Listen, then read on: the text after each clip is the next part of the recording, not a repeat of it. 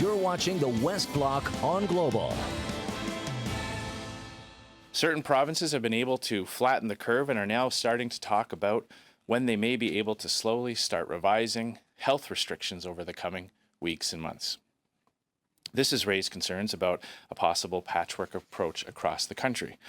Other countries have released national frameworks. So why hasn't Canada? Welcome back. That was Conservative Party leader Andrew Scheer talking about reopening the economy. Saskatchewan Premier Scott Moe and his province will be the first province to reopen with a phased plan that will start on May the 4th. The questions of when and how to return to normal is on many Canadians' minds these days. Denmark is one country that has successfully started into that process earlier this month. So, what lessons do they have for us? Joining me now is Denmark's Ambassador to Canada, Hanne Eskjær. Ambassador, thank you so much for making time for us. Welcome.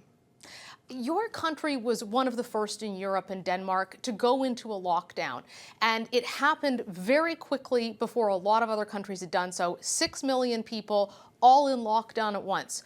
What were the signs that your country saw that led you to take that immediate approach versus the phased lockdown that other countries have and who have moved more slowly? Well, first of all, I think it's because we're a very small country, as you mentioned, around 6 million people.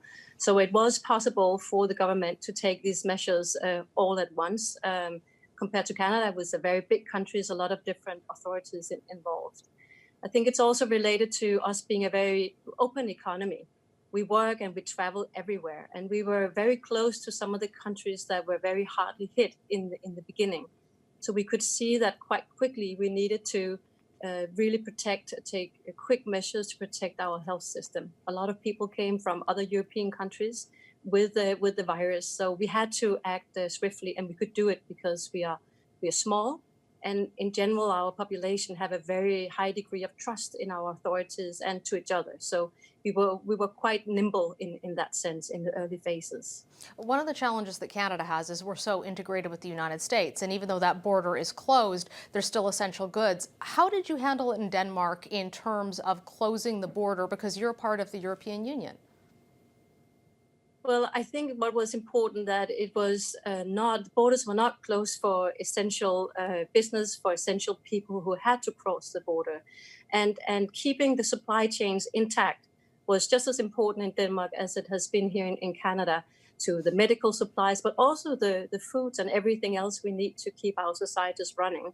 So there was a distinction between traveling and then getting in through the borders where we needed to. You're planning to reopen Denmark as a country to lift the restrictions.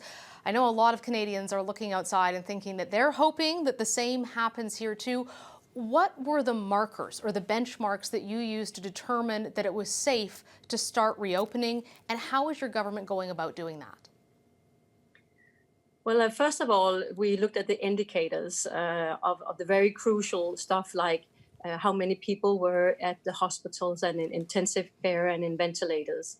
And when that stabilized, it was our health authorities' advice that we could go into a very cautious and gradual and controlled reopening. So it's not like we open everything. Like, for example, we still have a prohibition of gatherings than more than 10 people. We still have closed cafes and restaurants. But what we have done is to go into phase one. We did that on the 14th of April, where the kindergartens and the small kids in schools, plus the high school kids who are preparing for their final exams in high school, they were allowed to go back. Then we look at it carefully, and this is all the political parties throughout the political spectrum in our parliament taking these measures together. What they did was then to say, okay, we have gone in well into phase one. Things are starting to work a little bit normally, not normal, because one class is, for example, separated into 3 different classrooms in order to adhere to the social distancing. So after a week, we were able to open some of the small liberal businesses like hairdressers, dentists, these kind of businesses, because of course people in Denmark, like here in Canada, would like to go back, but would like to go back in a safe manner. And as we speak, our politicians are discussing what could be a safe next step in this very gradual and controlled reopening of our society. How big of a role have testing, both for COVID-19 and for the antibodies, as well as contact tracing, played in your decision to reopen and to feel that you can do so safely? And in fact, our gradual reopening has been combined with an overall an incompetent test strategy. So right now we are testing more people. And what we're also doing is that we're doing a representative sample of our population to try to follow the trends. So not just the vulnerable and the ones who are the front workers, but also the other people, to see are there some trends in how the virus is spreading that we can learn from. And our Prime Minister has been very clear throughout in her daily press briefings. We are tackling a situation that is evolving all the time, and we are learning as we are going. As you may know, here in Canada, initially the government announced a 10% wage subsidy, then they increased it to 75%, which is what Denmark was doing. What impact has that made in Denmark in terms of protecting jobs and businesses and the economy?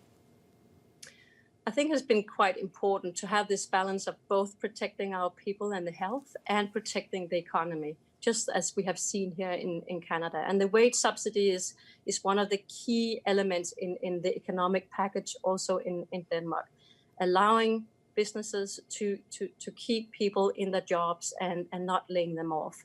Of course, it's difficult to measure how many would have lost their jobs if we wouldn't have had these wage subsidies.